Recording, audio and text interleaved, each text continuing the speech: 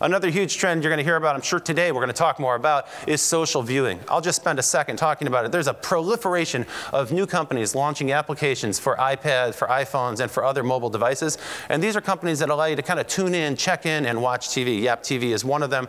GetGlue is another. You check in the way you do with Foursquare or these other location-based services. You check in to your favorite show. You check in to your favorite network. You check in when you're listening to the radio. Then your friends know what you're watching, and then they can Twitter you, they can Facebook message you, and they can IM you, can talk to you about it. You can actually pop open a chat window if you're watching the same show on television, and you can chat with your friends in real time. It effectively recreates the water cooler effect in real time while you're watching. Why does it matter for a broadcaster? It's about loyalty. It's about engagement. It's about understanding that people are actually watching your shows in real time. They're not going to the kitchen to get a sandwich or to grab a beer from the fridge or something. They're actually watching the program. They're engaged.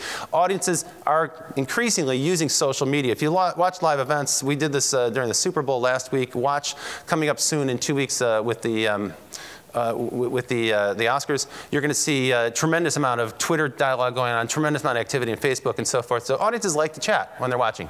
This is very, very powerful if you embrace it. Miso, another company that's doing this. And a sub-trend here, you'll notice that they're all giving rewards or points or badges. These are virtual objects, digital objects. This is a way to incentivize user behavior, and that is a trend that's called the gamification of media, the gamification of life, where they start to add game dynamics to drive user behavior. Again, another very important trend to pay attention to. Another one, remix culture. Now, a few years back, if you were somebody who took the intellectual property of a motion picture studio and you remixed it for your own purposes, they would send an attorney after you. Now, what's increasingly interesting to me is that major media companies are starting to look at this and go, well, actually, these guys are making our product hip. They're actually making our product relevant to a new audience. Pogo is a DJ down in Australia, and Pogo has done a brilliant job. If you haven't seen his videos, you've got to search him. They're all on YouTube. He's had 40 million views. This is a guy who's in his 20s. 40 million people have watched his videos. He takes Disney movies. Oh, thank you.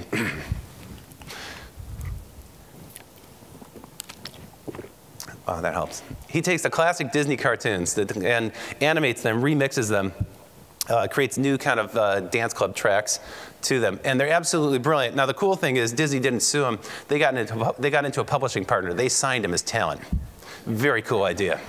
But definitely check these out. I mean, you can see this clip. This is a great one, the Alice Disney remix. It's a little bit like a trance dance kind of take on the Alice in Wonderland movie. 5.5 million people have watched this video. Now he's doing a new project. He's remixing the world.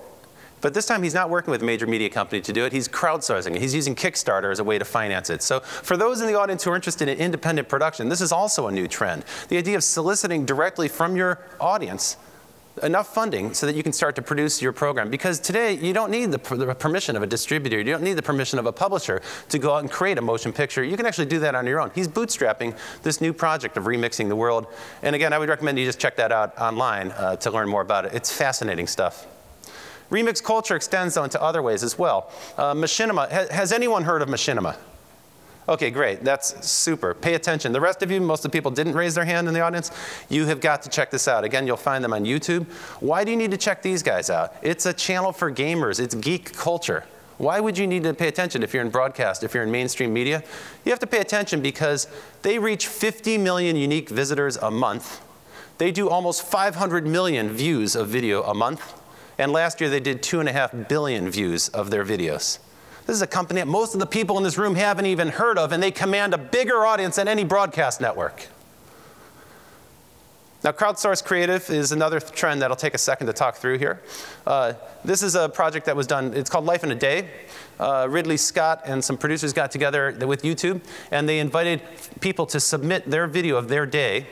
And they created a documentary out of this, and it premiered recently at Sundance. So about 5,000 people submitted video, and of course they had a huge editing project there to winnow it down into something that was watchable. But apparently it was received extremely well. I did not go to Sundance, but I heard that it went very, very well.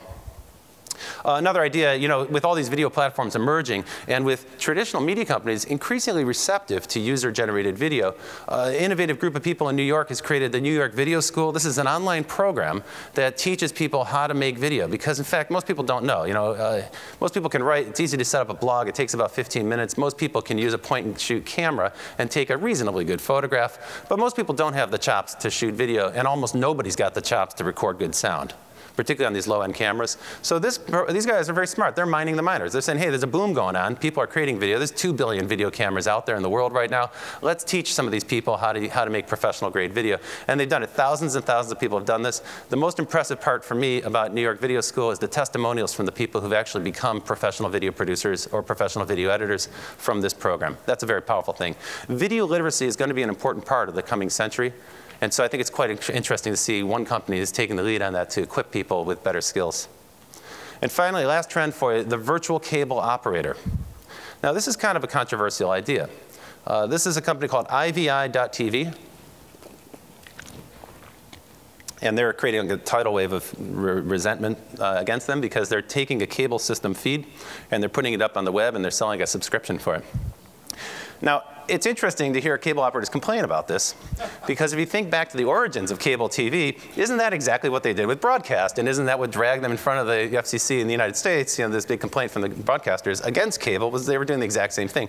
So this is actually kind of an interesting proposition. Are they a cable operator? Are they a virtual cable operator? We'll find out.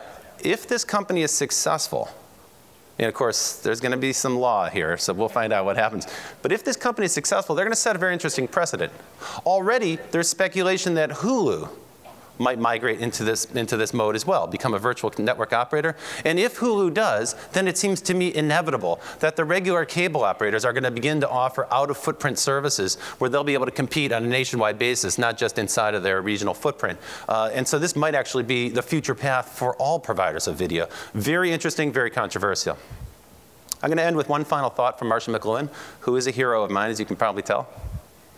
He had this great observation. A new medium is never an addition to an old one. That's how we tended to look at it, right? If you're in television, you say, oh, yeah, we've got the web. It's a little screen. We'll do a little cut-down version of our TV show. He said it's never an addition to an old one, and it never leaves the old one in peace. It never ceases to oppress the older media until it finds new shapes and new positions for them.